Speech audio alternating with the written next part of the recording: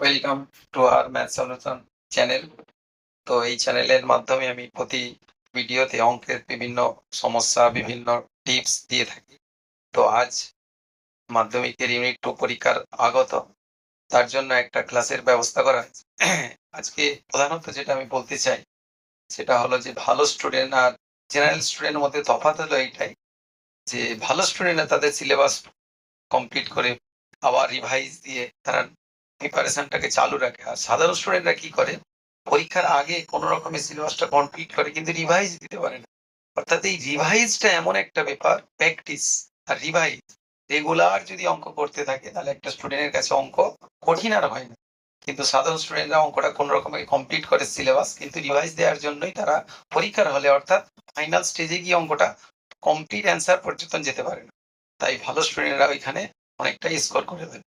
তো সাধারণ স্টুডেন্টদের জন্য বিভিন্ন টেকনিক নেওয়া হয়েছে, বিভিন্ন পদ্ধতি বলা হয়েছে আগের ভিডিওতে। যারা আমার এই চ্যানেলটি ফেসবুকে দেখছো তারা এবং ইনস্টাতে যারা দেখছো তারা আমাদের ইউটিউবে আলাদা চ্যানেল আছে, সেই চ্যানেলে গিয়ে আরো ডিটেলস অঙ্কের চ্যাপ্টার গুলো দেখতে পারো। তো চ্যানেলটার নাম ম্যাথ সলিউশন 441 লেখা আছে, সেই চ্যানেলে গিয়ে ভিডিওটা ওটা অঙ্কগুলো দেখতে পারো। এখানে আমরা শর্ট মাধ্যমে টিপস এবং অঙ্কের ছোট ছোট অঙ্কগুলো সমাধান করে দিই। সেইরকমই একটা অঙ্ক আছে, আমি শঙ্কু অধ্যায়টা তোমাদের সামনে তুলে দেবো। লম্ববৃত্তাকার শঙ্কু চ্যাপ্টারটির নাম। তো তার জন্য 3টে সূত্র আমাদের আগে প্রয়োজন। সেই সূত্রগুলো আমি লিখেছি। শঙ্কুর আয়তন 1/3 পাই আর স্কয়ার এইচ, সমগ্র তলের ক্ষেত্রফল পাই আর এবং আর প্লাস এল, এবং বক্রতলের ক্ষেত্রফল যেটাকে বলা হয় পাই আর এল, এবং আরেকটা সূত্র, প্রয়োজনীয় সূত্র, যেটা হচ্ছে এইচ এর square equal to L square minus R square. এইখান থেকে আমরা এই 4টে সূত্র ইউজ করে যে কোনো শঙ্কুর অঙ্ক করতে পারি। তো আজ আমি 227 পৃষ্ঠার 5-এর অঙ্কটা সমাধান করে দেখাচ্ছি। 227 পৃষ্ঠা টেক্সট বুক, 5-এর অঙ্কটা ভিপিআই এবার ইউনিট 2 এ এবং টেস্টে আসার কোন সম্ভাবনা আছে। তো অঙ্কের বিবরণটা এইরকম। শঙ্কুর আয়তন 100 পাই, উচ্চতা 12 সেমি হলে তির্যক উচ্চতা কত? অর্থাৎ আমার সামনে দুটো কন্ডিশন দেওয়া হয়েছে। কন্ডিশন দুটো হলো, একটা যে শঙ্কুর আয়তন দিয়ে দেওয়া হয়েছে, এখানে আমি ফর্মুলা ইউজ করলে আর এর মান পেয়ে যাব, এবং আর এর মান এবং এইচ এর মান নিয়ে আমি তির্যক উচ্চতাও বার করতে পারবো। ক্যামেরার বোর্ডে আসছে, শঙ্কুর আয়তন দেওয়া আছে।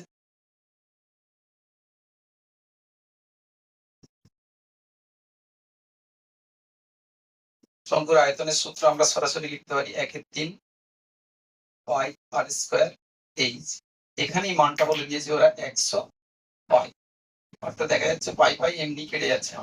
সেখানে আমি কিসের মান বসাতে পারি? এইচ এর জায়গায় 12 সিএম, অর্থাৎ আর স্কয়ার ইকুয়াল টু 3টা 100 সঙ্গে সরাসরি গুণ হবে,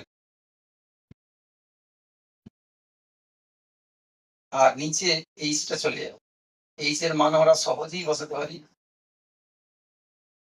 এইচ এর মান এই যে 12 দেওয়া রয়েছে, 3 4 12, 4 25 100, অর্থাৎ r square equal to 25, r equal to 5।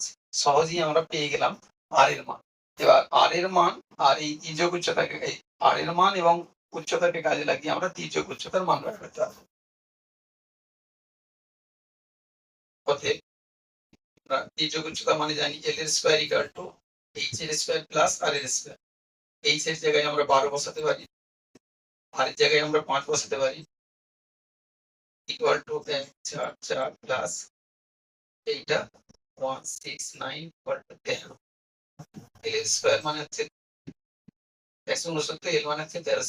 অর্থাৎ শঙ্কুর অঙ্ক করতে গেলে যে কোনো সূত্রকে তোমাকে ঠিক জায়গায় ইউজ করতে হবে। ঠিক সূত্র ইউজ করলে তুমি পথটা সহজে এগোতে পারবে। সূত্র যদি ভুল ইউজ করো, অঙ্ক সমাধান পর্যন্ত যেতে পারবে না, আর একটা মান নিয়ে আরেকটা অঙ্ক করতে হবে। এইভাবে শঙ্কু অধ্যায়টি হবে আজ এই পর্যন্ত।